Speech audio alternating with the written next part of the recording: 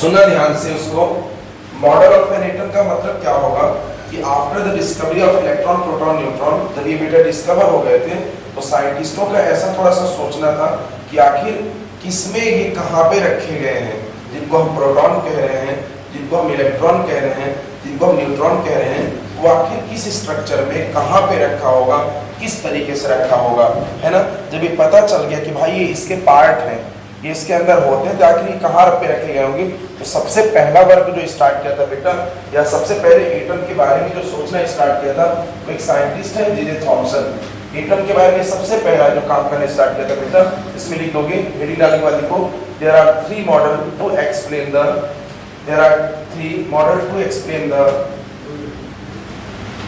there are three models to explain the model of an atom. There are three models to explain the model of an atom, structure of an atom. There are three models to explain the model of an atom. Model को slash करके बेटे structure भी लिख सकते हो, to explain the structure of an atom. There are three models to explain the structure of an atom. और बेटा numbering करके लिख दोगे, फर्स्ट नंबर पर Thomson's atomic model, second number पर बेटा फास्ट लिखना रदरफोर्ड एटॉमिक मॉडल, और लास्ट लिख देना बेटा Bohr's atomic model. There are three model to explain the model of an atom, और बेटा फर्स्ट नंबर पर तुमने लिख दिया Thomson's atomic model, second number पर तुमने लिख दिया बेटा इसी में, सेकंड नंबर पर रदरफोर्ड एटॉमिक मॉडल, और बेटा थर्ड नंबर पर तुमने इसी में लिख दिया क्या, Bohr's atomic model. Third number पर क्या लिखे बेटा, बोहर्स एटॉमिक। कहाँ पे आया था बेटा, डिस्कवरी ऑफ इलेक्ट्रॉन में, है ना। जो इलेक्ट्रॉन का डिस्कवरी का क्रेडिट जाता है वो किसको जाता है, आयुष जे.जे. थॉमसन को।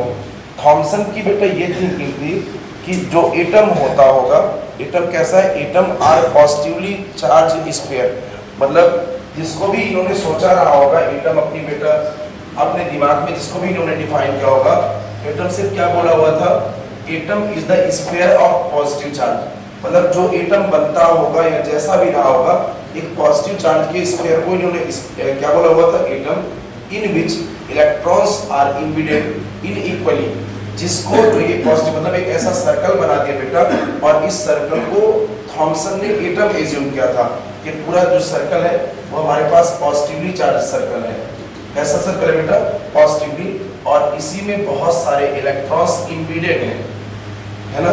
एज लाइक जैसे हम लोग वाटरमेलन देखते हैं बेटा, तो वाटरमेलन को कभी भी यदि कट करोगे इससे, तरबूज को कभी भी कट करो तो तरबूज में जो इसका ईटेबल पार्ट रहता है, खाने वाला मटेरियल, वो बाहर है, और उसके बीच में सीड्स क्या रहते हैं बेटा, प्रॉपर तरीके से। तो थॉमसन ने उसी तरीके से मॉडल ऑफ एटम को कहा हुआ था। तो इस मॉडल का नाम एक और निकल के आया कि जो थॉमसन मॉडल है उसको हम वाटरमेलन मॉडल बोल सकते हैं या प्लम पुडिंग मॉडल बोल सकते हैं, है ना। ब्रिटेन की एक डिश होती थी और उस डिश का नाम था प्लम पुडिंग। वैसे में हम लोग प्लम को बेर बोलते हैं, तो बेर जैसा भी मान सकते हैं, पर ये बेर है नहीं, एक डिश का नाम है प्लम पुडिंग। क्या नाम बेटा, प्लम पुडिंग। तो मतलब एग्जाम में आ जाए explain watermelon model, explain plum pudding model, explain Thomson's model, तो तुमको दिमाग में रखना है बेटा कि थॉमसन मॉडल है क्या, जल्दी से इसको सॉल्व करना और लिखना।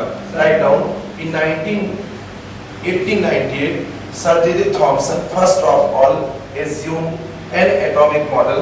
According to him, an atom is sphere of positively charged. An atom is sphere of positively charged in which electrons is equal to positive charge. In which electrons is equal to positive charge are embedded. Electrons are equal to positive charge embedded or distributed. चाहे बेटा embedded बोलो चाहे क्या बोल दो, distributed बोल दो। This assumption based on British dish, बेटा एक डिश का नाम है, that is plum pudding. Therefore this model is called as plum pudding model also. Other name of this model is resin model और watermelon model। और बेटा एक बहुत इंपॉर्टेंट लाइन है जो तुमको मार्क करके लिखनी है ऐसे, the size of atom is 10⁻⁸ centimetre. मतलब जो बताया था कि एटम जैसा नहीं होता होगा, ये एक फ्यूचर डिस्कवरी होगी, तो एटम का साइज होगा 10⁻⁸ सेंटीमीटर। और बेटा यदि उसी को हम लोग सेंटीमीटर ना बोल के यदि उसी को हम लोग मीटर में बात करें बेटा तो हमारे पास कितना हो जाएगा 10 टू द पावर 10 मीटर हो जाएगा -10 में। तो ये जल्दी से इतना लिख दो, इसमें थॉमसन मॉडल का स्ट्रक्चर है। ये जो स्ट्रक्चर है इसको ध्यान से एक बार देख लो। और थॉमसन का मॉडल सिर्फ इतना ही था बेटा इसमें कि जो हमारे पास एटम होगा या एटम का जैसा भी स्ट्रक्चर होता होगा तो हमारे पास एक पॉजिटिव स्फीयर है और उस पॉजिटिव स्फीयर में इलेक्ट्रॉन इक्वली डिस्ट्रीब्यूटेड है, इलेक्ट्रॉन इक्वली इम्बेडेड है। मतलब प्रोटॉन और इलेक्ट्रॉन नाम बेटा उन्होंने प्रोटॉन का मतलब पॉजिटिव स्फीयर कह तो दिया कि प्रोटॉन के अंदर इलेक्ट्रॉन है। मॉडर्न थ्योरी पे मत जाना, ये थॉमसन का एजम्पशन था बेटा। मतलब जैसे जब स्टार्ट किया था न्यूलैंड ने एलिमेंट्स को अरेंज करने के लिए तो कोई थोड़ी पता था कि हम ग्रुप बनाएंगे, हम पीरियड्स बनाएंगे, कुछ बनाएंगे। वो बस अपना तरीका बता रहे थे कि यदि हम ट्रायड ले लें तो एलिमेंट्स अच्छे से अरेंज हो जाएंगे, यदि हम ऑक्टेव ले लें तो मतलब एक तरीका सोच रहे थे। थॉमसन बस सोच बस रहे हैं, थॉमसन ऐसा सोच रहे हैं कि जो भी एटम होता होगा इन फ्यूचर हम जिसको भी एटम कहेंगे बेटा तो एटम एक पॉजिटिव सर्कल होगा और उस पॉजिटिव सर्कल में इलेक्ट्रॉन्स या नेगेटिव चार्ज रखे हुए हैं, डिस्ट्रीब्यूट किए हुए हैं। ऐसे इनकी थिंकिंग थी। ये फेल हो गया तभी तो रदरफोर्ड को आना पड़ा, तभी तो बेटा नील्स बोर को आना पड़ा। फेल ना होते तो इन्हीं का मॉडल आज तक हम पढ़ते। और आज हम देखते भी हैं बेटा कि जो हमारा एटम है तो हम बीच में न्यूक्लियस लिखते हैं, इलेक्ट्रॉन हम सर्कल पे लिखते हैं। इलेक्ट्रॉन ऐसा थोड़ी कि इलेक्ट्रॉन प्लस के अंदर हो, इलेक्ट्रॉन तो प्लस के बाहर है, सर्कल में है। हाँ, इलेक्ट्रॉन इसमें इम्बेडेड है, यही इनका ड्रॉबैक था बेटा, यही लिमिटेशन है। इनकी लिमिटेशन देखते हैं लोग जल्दी से। लिमिटेशन फर्स्ट इसमें लिख देना बेटा, this model can't explain the reason for presence of negatively charge electrons within the positive sphere.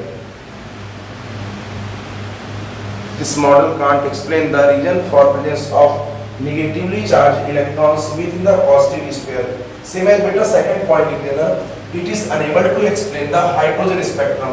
आगे बेटा हाइड्रोजन स्पेक्ट्रम आने वाला है तो इनके मॉडल से हम हाइड्रोजन स्पेक्ट्रम के बारे में सोच ही नहीं सकते किसी प्रकार से।